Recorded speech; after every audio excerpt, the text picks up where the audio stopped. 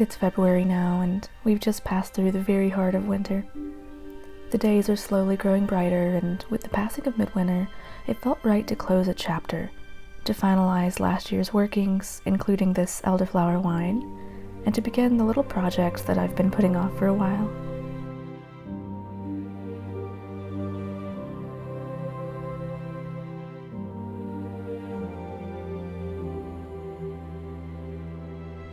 I will also be sharing the beginnings of my black salt making process, inspired by a friend of mine, as well as working in my herbal notes, my apothecary, foraging for pine needles to make tea, and then having a cozy sit-down chat with all of my kindred spirits here. These are simple, everyday practices that I do to connect with nature in the wintertime, but also a means of closing a chapter. Bottling summer wine, burning last year's herbs, this feels like a subtle parting of the ways. After all, Georgia winters are mild, and by the end of this month the magnolias will be blossoming again, followed by next month's redbuds, violets, dandelions, and all the other marvelous gifts from the rural hedges. I cannot wait for the flourishing of spring, but by the calendar there's still 6 more weeks of cold weather here, and a few more loose ends to tie up, so let's get started.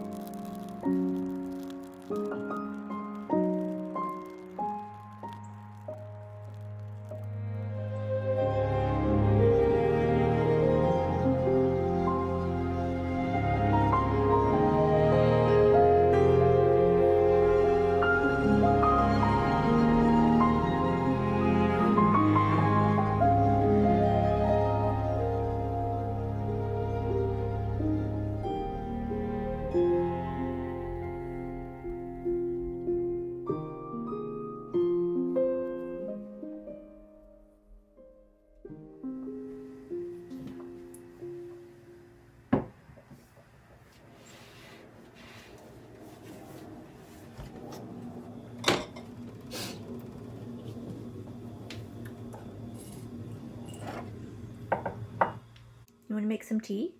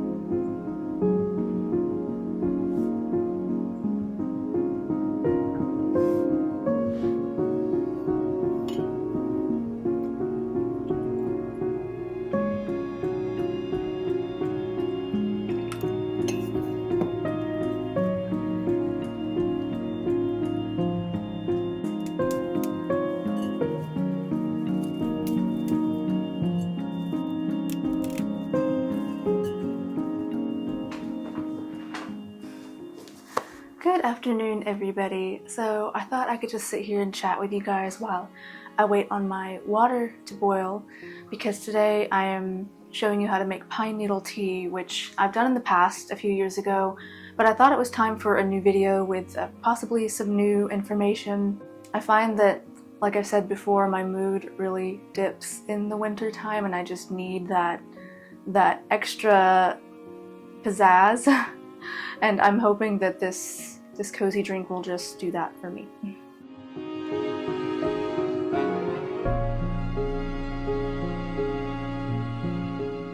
So we recently just had our very first snowfall here, so I was really craving a hike. So I went on one yesterday afternoon.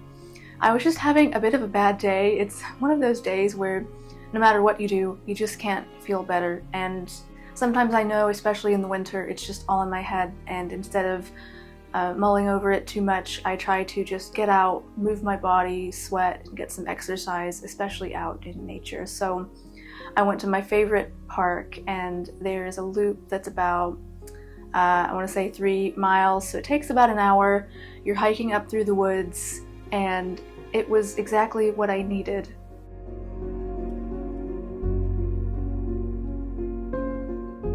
There was a moment where I suddenly paused on the path, and it's going to sound kind of silly if you're not used to my way of explaining things, but in that moment, I could hear the wind whispering on the trees.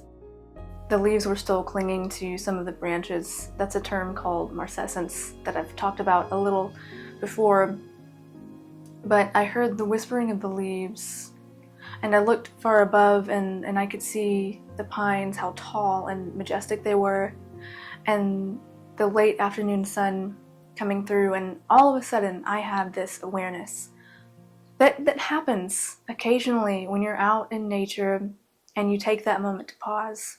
That is the, I think, divine essence of nature that a lot of people talk about, and it's why there's so much poetry and written word about it, because we're part of nature, and occasionally we cross that bridge from everyday mundane troubles into the magic that nature has to offer us. And that was one of those magical moments for me when I suddenly felt like everything was going to be okay. And I always say that's why I make these videos, because I notice I create in batches with my filming and my editing. And when I'm on a roll with that, it's usually there's an upswing going in my life. And I don't know if it's in tandem because I'm creating, if it's a coincidence, but to be able to look back on the small, delicate, and beautiful moments of my day and call it art, to convey that as a story of my life, but to be able to convey that in images in the best way that I can, that's a huge blessing for me.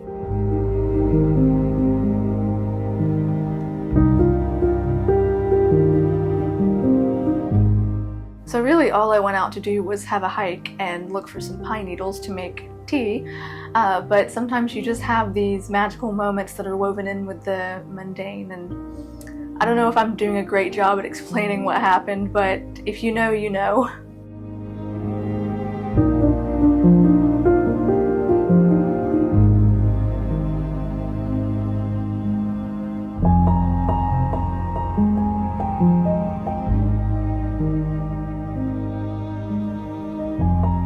So my water is finally coming up to temperature, so I think I'm gonna get off here and start preparing the needles to make tea. And I hope you guys enjoy this recipe.